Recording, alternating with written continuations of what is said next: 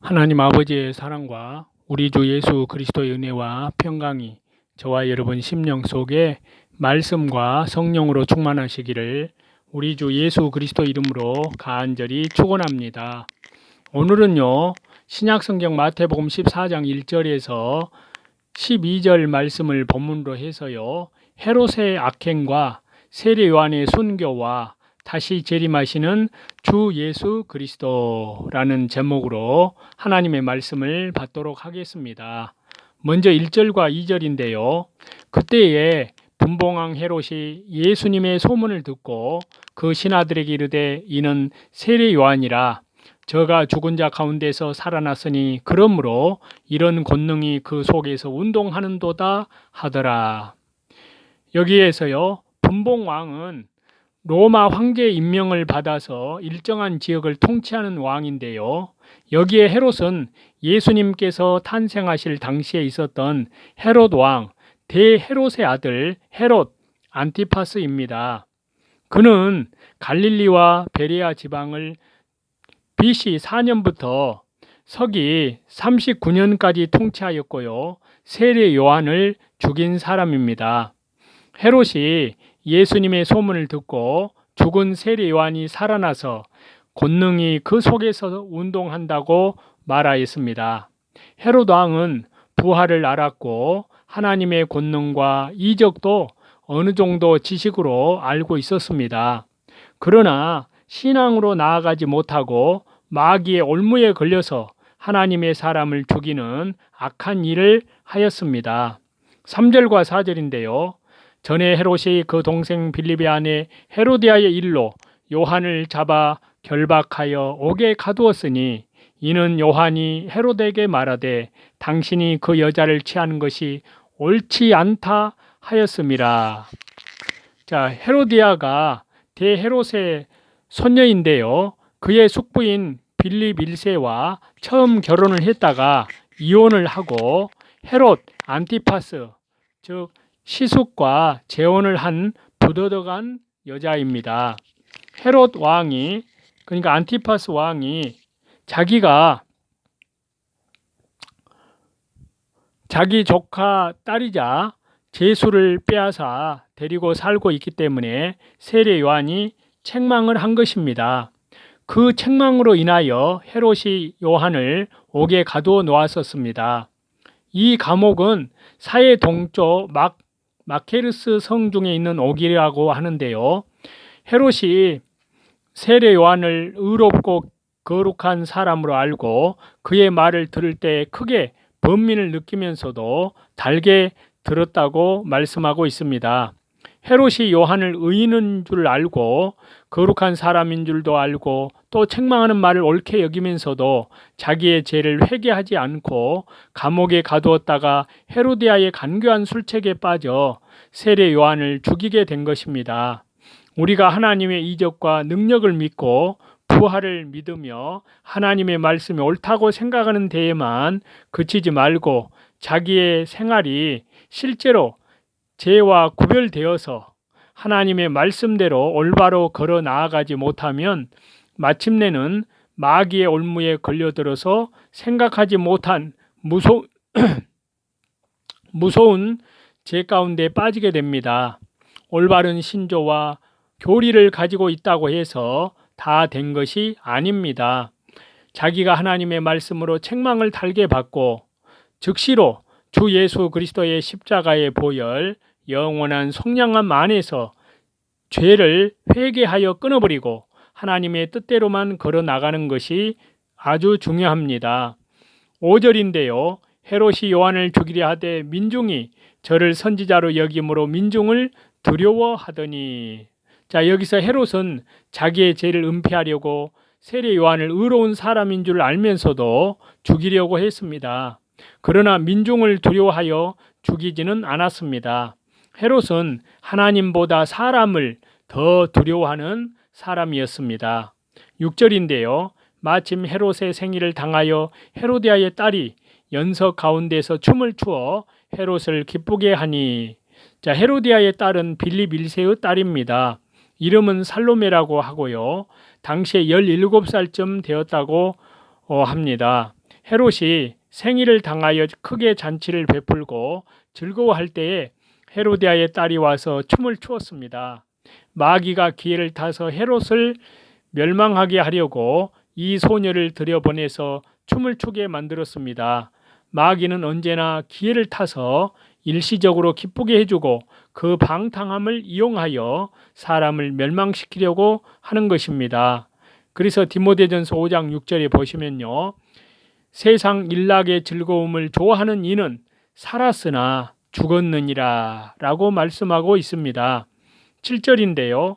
헤롯이 맹세로 그에게 무엇이든지 달라는 대로 주겠다 허락하거늘. 자, 살로메의 춤에 도취된 헤롯이 너무 기뻐서 무엇이든지 네가 달라는 대로 주겠다고 맹세하였습니다. 그래서 마가복음 6장 23절에는요. 무엇이든지 네가 내게 구하면 내 나라의 절반까지라도 주리라 라고 말을 하였습니다. 여기에서 헤롯은 두 가지 오류를 범했는데요. 첫째는 맹세한 것이 잘못이었습니다. 예수님은 맹세하지 말라고 하셨습니다. 둘째는요. 무엇이든지 나라 절반이라도 주겠다고 하는 것이 잘못입니다. 분봉왕으로서 로마 황제의 허락도 없이 나라 절반을 줄 권리가 없습니다. 나라가 아니더라도 자기가 줄 수 없는 중대한 것을 구하면 맹세를 지킬 수가 없습니다. 일시적으로 흥분에 겨워서 주제넘은 말을 하면 그 말이 올무가 되어서 본의가 아닌 죄를 저지르기 쉽습니다. 8절인데요. 그가 제 어미의 시킴을 듣고 가로되 세례요한의 머리를 소반에 담아 여기서 내게 주소서 하니, 헤로디아의 딸이 자기 어머니에게 의논하고 그 어미 헤로디아가 시키는 대로 세례요한의 머리를 소반에 담아 여기서 내게 주소서라고 말하였는데요. 앞에 나와 춤을 추며 기쁘게 해주는 헤로디아의 딸은 보잘것없는 어린 소녀였지만 그 배후에는 간악한 헤로디아가 도사리고 있었습니다. 또 헤로디아의 배후에는 하나님의 사람을 죽이려는 악한 사단이 도사리고 있었습니다. 그러므로 헤로디아의 딸은 마귀와 마귀의 종이 시키는 대로 모든 말과 행동을 하고 있는 것입니다.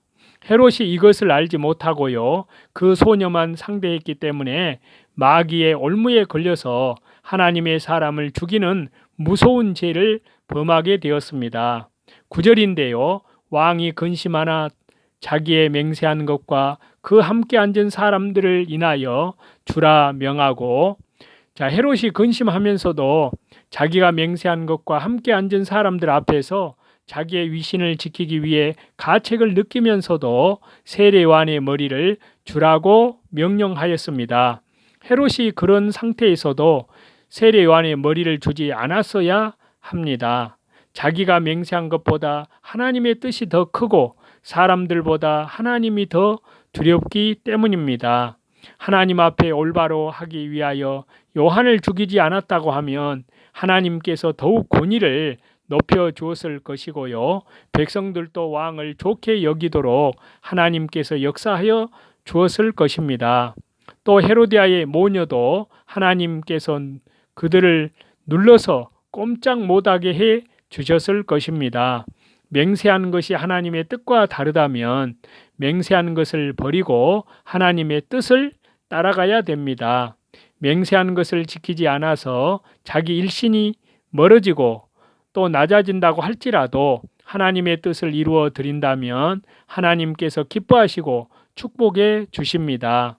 헤롯 왕은 하나님의 뜻보다 자기를 더 생각하였습니다. 성도가 언제나 자기 일보다 하나님의 일을 더 생각하며 자기 자신에 대한 문제보다도 하나님께 대한 문제가 더 큰 줄을 알아야 합니다. 그리하여 나는 쇠해져도 하나님의 일만 흥하여지면 하나님만 기쁘시게 해드리는 사람이 되면은 그것이 마땅한 줄로 여겨야 될 줄로 믿습니다. 10절에서 11절인데요. 사람을 보내어 요한을 옥에서 목베어 그 머리를 소반에 담아다가 그 여아에게 주니 그가 제 어미에게 가져가니라. 자, 헤롯이 마귀의 올무에서 벗어날 수 있었지만 자기 지위와 체면과 사람들을 두려워하는 생각 때문에 큰 죄를 범하였습니다. 요한의 머리는 그 소녀의 손을 통해서 악한 헤로디아에게 넘어갔습니다.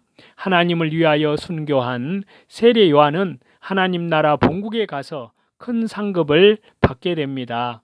예수님은 헤롯의 죄를 알면서도 면책하지 않았습니다. 왜 예수님께서 헤롯을 면책하지 않았을까요? 헤롯 왕을 면책하는 것은 세례 요한의 사명입니다. 세례 요한의 사명과 예수님의 사명이 다릅니다. 하나님께서 시키시는 대로 복음을 전하는 것이 예수님의 사명입니다. 세례 요한은 백성의 죄를 책망하고 회개시키는 것이 하나님께 받은 사명입니다. 그러므로 자기 생명을 내어놓고 헤롯 왕을 면책하다가 감옥에 갇히게 되었습니다. 세례 요한이 3년 동안 일한 것 같은데 1년 반 동안은 광야에 나가 외치고 1년 반은 감옥에 갇혀 있다가 순교를 당한 것으로 보입니다. 인간은 누구나 죽게 되어 있습니다. 세례 요한과 같이 말씀을 순종하다가 순교를 당한다면 참으로 생명으로, 영원한 생명으로 복된 자입니다. 순교자는 하나님 나라 본국에서 순교자의 반열이 따로 있고 특별한 영광을 누립니다. 육신의 생명이 육신대로 살면 다 썩어질 것이 되지만 순교를 하면 죽을 것이 생명에게 삼키워집니다. 또 영혼이 그만큼 커지고 그 커진 영혼이 하나님 앞에 그대로 가는 것입니다. 그러므로 순교자는 아주 큰 복을, 큰 생명의 복을 받은 자입니다. 그래서 요한계시록 6장 9절에서 11절에는요. 하나님의 말씀과 그 가진 증거로 인하여 죽임을 당한 영혼들이 하나님의 제단 아래에 가서 호소하는 기도를 할 때에 하나님께서 흰 두루마기를 주시면서 잠깐 기다려서 너희 동무종들과 형제들도 자기처럼 죽임을 받아 그 수가 차기까지 기다리라고 했습니다. 순교한 자는 하나님께서 주시는 특별한 흰 두루마기를 받고 순교자의 반열에 앉아서 영원토록 영광을 누리게 됩니다. 성도가 땅에서 주님을 위해 얼마나 희생을 하고 가느냐가 문제입니다. 그러므로 내가 사는 것이 그리스도니 죽는 것도 유익함이니라 라는 자리에 들어가야 합니다. 12절인데요. 요한의 제자들이 와서 시체를 가져다가 장례식하고 가서 예수님께 고하니라. 자, 그의 제자들은 옥중에 있는 세례 요한과 밀접한 연락을 취하며 대접을 했던 것이 분명합니다. 그가 순교 당하니까 제자들이 즉시 그 시체를 장례식을 치렀습니다. 세례 요한의 제자가 예수님께 가게 된 것은 필연지사입니다. 진리는 진리대로 합하고 신령하는 것은 신령하는 것과 합하는 법입니다. 이상과 같이 저와 여러분, 우리는 하나님 나라와 복음을 위해서 특별히 주님 재림이 가까이 임박한 이때에 저와 여러분은 오직 날마다 주 예수 그리스도의 재림을 향하여 날마다 말씀과 기도로 깨어서 날마다 자기를 부인하고 자기 십자가를 지고 믿음의 주요 온전케 하시는 주님을 바라보며 하나님의 은혜 가운데에서 이 세상 죄와 거룩하게 구별되어서 하나님 나라의 신실한 백성으로 살아가시는 저와 여러분이 다 되시기를 다시 재림하시는 우리 주 예수 그리스도 이름으로 간절히 축원합니다.